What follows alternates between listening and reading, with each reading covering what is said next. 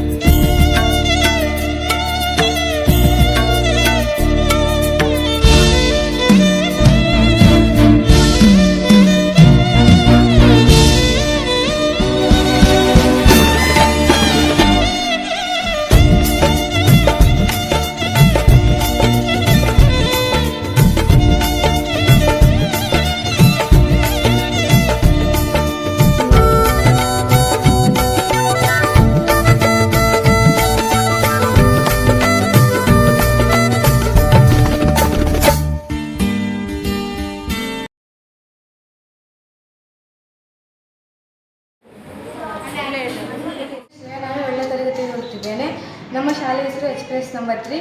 ಇದು ಭೂಮಿ, ಇದು ಸೂರ್ಯ. ಸೂರ್ಯನಿಂದ ಭೂಮಿಗೆ ಇರುವ ದೂರ 15 ಕೋಟಿ ಕಿಲೋಮೀಟರ್ ಆಗಿದೆ.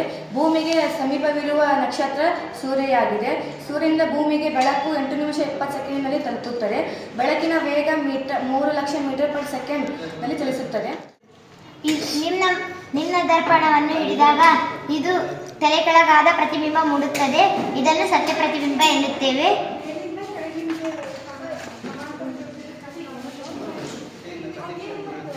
ಮೇಣದ ಬತ್ತಿಗೆ ಪೀನ ದರ್ಪಣವನ್ನು ಹಿಡಿದಾಗ ಅದು ಚಿಕ್ಕದಾದ ಪ್ರತಿಬಿಂಬ ಮೂಡುವುದನ್ನು ಮಿಥ್ಯ ಪ್ರತಿಬಿಂಬ ಎನ್ನುತ್ತೇವೆ. ನಿಮ್ನ ದರ್ಪಣವನ್ನು ದಂತವೈದ್ಯರು ಬಳಸುತ್ತಾರೆ. ಪೀನ ದರ್ಪಣವನ್ನು ವಾಹನ ಹಿನ್ನೋಟಕ್ಕೆ ಬಳಸುತ್ತಾರೆ. ನಾನು 7ನೇ ತರಗತಿಯಲ್ಲಿ ಓದುತ್ತೇನೆ.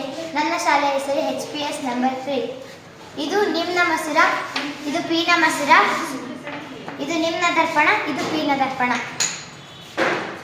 ಈಗ ಪೀನ ದರ್ಪಣವನ್ನು ಇಟ್ಟಾಗ ಬೆಂಕಿಗೆ ಪೀನ ದರ್ಪಣವನ್ನು ಇಟ್ಟಾಗ ಪ್ರತಿಬಿಂಬ ಮೂಡುತ್ತದೆ. ಮಕ ಯಾವುದು?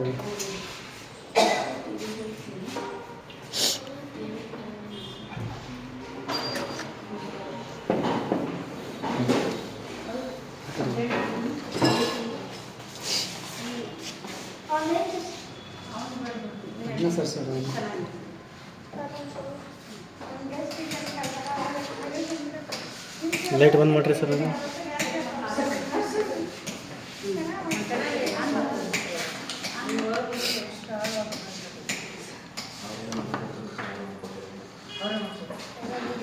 ಹಂಗಲ್ಪಿ ಅಷ್ಟು ಮುಂದೆ ಹೋದ್ರೆ ಬರಲ್ಲ. ಅದು ಇದನ್ನು ನೀವು ಹಿಂಗೆ ಹಿಡಿಬೇಕು. ಮುಂದೆ ನಾನು 7ನೇ ತರಗತಿಯಲ್ಲಿ ಓದುತ್ತಿದ್ದೇನೆ. ನಮ್ಮ ಶಾಲೆ ಹೆಸರು ಎಕ್ಸ್‌ಪ್ರೆಸ್ ನಂಬರ್ 3. ಇದು ಭೂಮಿ, ಇದು ಸೂರ್ಯ. ಸೂರ್ಯನಿಂದ ಭೂಮಿಗೆ ಇರುವ ದೂರ 15 ಕೋಟಿ ಕಿಲೋಮೀಟರ್ ಆಗಿದೆ. ಭೂಮಿಗೆ ಸಮೀಪವಿರುವ ನಕ್ಷತ್ರ ಸೂರ್ಯ. ಸೂರ್ಯನಿಂದ ಭೂಮಿಗೆ ಬೆಳಕು 8 ನಿಮಿಷ 20 ಸೆಕೆಂಡ್ನಲ್ಲಿ ತಲುಪುತ್ತದೆ. ಬೆಳಕಿನ ವೇಗ 3 ಲಕ್ಷ ಮೀಟರ್ ಪರ್ ಸೆಕೆಂಡ್ನಲ್ಲಿ ಚಲಿಸುತ್ತದೆ. ನಾನು 7ನೇ ತರಗತಿಯಲ್ಲಿ ಓದುತ್ತಿದ್ದೆ. ನಾನು ಇಂದು ಕಾಣುತ್ತಿರುವ ಮಾದರಿ ಮಾನವನ ದೇಹ. ಮಾನವನ ದೇಹದಲ್ಲಿ ಮುಖ್ಯವಾದ ಮೆದುಳು, ಮಸ್ತಿಷ್ಕ, ಮುಮ್ಮೆದುಳು, ಹಿಮ್ಮೆದುಳು, ಮೆದುಳು ಬಳ್ಳಿ. ಅದಾದ ನಂತರ ಕಣ್ಣಿನಲ್ಲಿರುವ ಮಸೂರಗಳ ಮೂಲಕ ವಸ್ತುಗಳು ಹೀಗೆ ಇರುತ್ತವೆ ಎಂಬುದನ್ನು ನಾವು ಕಂಡುಹಿಡಿಯಬಹುದು. ತದನಂತರ ನಾಲಿಗೆಯು ನಾವು ಸೇವಿಸಿದ ಆಹಾರದ ರುಚಿಯನ್ನು ಕಂಡುಹಿಡಿಯಲು ಸಹಾಯ ಮಾಡುತ್ತದೆ.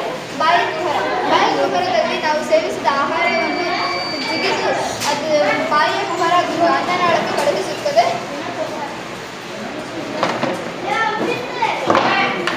ಅನ್ನನಾಳಕ್ಕೆ ಕಳುಹಿಸಿದ ಆಹಾರ ನೇರವಾಗಿ ಜಠರಗಳನ್ನು ಸೇರಿಕೊಂಡು ಜಠರದಲ್ಲಿರುವ ಜಠರರಸ, ಇದು ಪಿತ್ತಕೋಶ ರಸ, ಮೇದೋಜೀರಕಾಂಗ ರಸ. ಈ 3 ರಸಗಳು ಸೇರಿ ಜಠರದಲ್ಲಿ ಆಹಾರ ಜೀರ್ಣ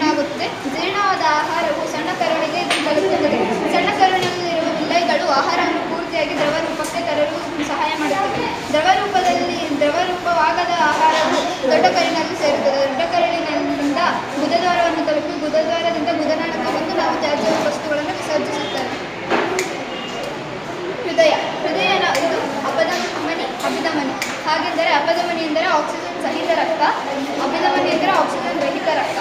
ಈ ರಕ್ತಗಳನ್ನು ಪಂಪ್ ಮಾಡಲು ಸಹಾಯ ಮಾಡುವುದೇ ಈ ಹೃದಯ. ಇದು ಶ್ವಾಸಕೋಶ. ನಾವು ಉಸಿರಾಡುವಾಗ 2 ರೀತಿಯ ಅನಿಲಗಳನ್ನು ತೆಗೆದುಕೊಳ್ಳುತ್ತೇವೆ, ಆಕ್ಸಿಜನ್ ಮತ್ತು ಕಾರ್ಬನ್ ಡೈಆಕ್ಸೈಡ್. ಆ ಅನಿಲಗಳನ್ನು ವಿಂಗಡಿಸಿ ನಮಗೆ ಆಕ್ಸಿಜನ್ ಒಳಗೆ ತೆಗೆದುಕೊಂಡು ಕಾರ್ಬನ್ ಡೈಆಕ್ಸೈಡ್ ಹೊರಹಾಕಲು ಸಹಾಯ ಮಾಡುವ ಅಂಗವೇ ಶ್ವಾಸಕೋಶವಾಗಿದೆ. ಅದಾದ ನಂತರ ಮೂತ್ರಜನಕಾಂಗ. ಮೂತ್ರಜನಕಾಂಗದಲ್ಲಿ ಸಣ್ಣ ಕರಳಿನಲ್ಲಿ ದ್ರವರೂಪಕ್ಕೆ ಬಂದ ಆಹಾರವು ಮೂತ್ರಜನಕಾಂಗಕ್ಕೆ ಹೋಗುತ್ತದೆ, ಅಂದರೆ ಕಿಡ್ನಿ. ನಮ್ಮ ದೇಹದೊಳಗೆ 2 ಕಿಡ್ನಿಗಳಿರ್ತವೆ. ನಮ್ಮ ದೇಹದಲ್ಲಿ 4 ಲೀಟರ್ ರಕ್ತ ಇದ್ದು ಈ ಮೂತ್ರಜನಕಾಂಗವು ಇದಕ್ಕೆ 2000 ಲೀಟರ್ ರಕ್ತವನ್ನು ಗಳಿಸುತ್ತದೆ. ಎಲ್ಲರಿಗೂ ಶುಭೋದಯ. ನನ್ನ ಹೆಸರು ಮನೋಜ್. ನಾನು 6ನೇ ತರಗತಿ ಓದುತ್ತಿದ್ದೇನೆ. ಎಷ್ಟೊಂದು ಹಲವಾರು ನಕ್ಷತ್ರಗಳಿವೆ. ಇದೊಂದು ಸೂರ್ಯವನ್ನು ಮುಖ್ಯಸ್ಥ. 1ನೇ ಗ್ರಹ ಬುಧ, ಸೂರ್ಯನಿಗೆ ಸಮೀಪ ಇರುವ ಗ್ರಹ. 2ನೇ ಗ್ರಹ ಶುಕ್ರ, ಇದು ಪ್ರಕಾಶಮಾನವಾದ ಗ್ರಹ. 3ನೇದು ಭೂಮಿ, ನಾವೆಲ್ಲರೂ ವಾಸಿಸುವ ಗ್ರಹ ಭೂಮಿ. 4ನೇದು ಗ್ರಹ ಮಂಗಳ, ಅತಿ ಕೆಂಪಾದ ಗ್ರಹ. 5ನೇದು ಗುರು, ಸೌರಮಂಡಲ ಅತ್ಯಂತ ದೊಡ್ಡದಾದ ಗ್ರಹ. 6ನೇದು ಶನಿ ಉಂಗುರಾಕೃತಿ ಮತ್ತು ಸುಂದರವಾಗಿರುವ ಗ್ರಹ.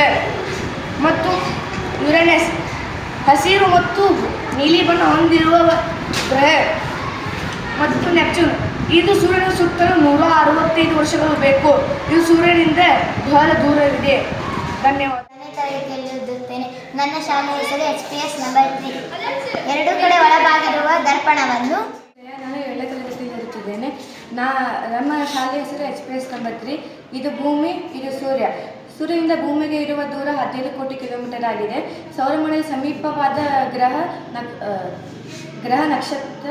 ನನ್ನ ಹೆಸರು ಕಾವ್ಯ ಫಕೀರಪ್ಪ ಆಡೂರ್. ನಾನು 6ನೇ ತರಗತಿಯಲ್ಲಿ ಓದುತ್ತಿದ್ದೇನೆ.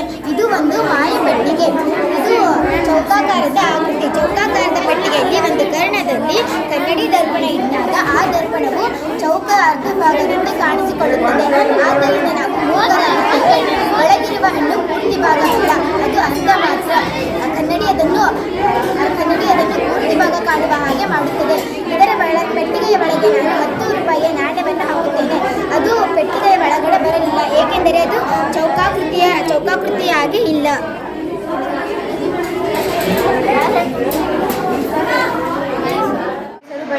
ಬೆಳಕು ನೇರ ರೇಖೆಯಲ್ಲಿ ಚಲಿಸುತ್ತದೆ. ಬೆಳಕಿನಲ್ಲಿ 7 ಬಣ್ಣಗಳು ಹೊಂದಿದೆ. 7 ಬಣ್ಣಗಳು ಹೊಂದಿ ಬಿಳಿ ಬಣ್ಣವಾಗಿದೆ. ಈಗ ನಾನು ಬೆಳಕು ನೇರ ಪಥದಲ್ಲಿ ಚಲಿಸುತ್ತದೆ ಎಂದು ನಾನು ನಿಮಗೆ ತೋರಿಸುತ್ತೇನೆ.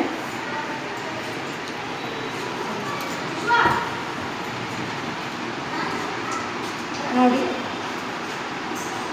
ಬೆಳಕು ನೇರವಾಗಿ ಚಲಿಸುತ್ತಿದೆ ಎಂಬುದನ್ನು ನಾವು ಇದರ ಮೂಲಕ ತಿಳಿಯಬಹುದು. ಇಲ್ಲಿಂದ ಇಲ್ಲಿವರೆಗೆ ನೇರವಾಗಿ ಚಲಿಸುತ್ತದೆ. ಇದು ಪತನ ಕಿರಣ, ಇದು ಪ್ರತಿಫಲಿತ ಕಿರಣವಾಗಿದೆ. ಆನಂತರ ನಾನು ಒಂದು ಕೋನಮಾಪಕವನ್ನು ತಯಾರಿಸಿದ್ದೇನೆ. ಇದನ್ನು ನಾನು 60 ಡಿಗ್ರಿಗೆ ಬಿಟ್ಟರೆ ಅದು 60 ಡಿಗ್ರಿಗೆ ಹೋಗಿ ಮುಟ್ಟುತ್ತದೆ. ಇದು ಪತನ ಕೋನ, ಇದು ಪ್ರತಿಫಲಿತ ಕೋನವಾಗಿದೆ. ನೋಡಿ,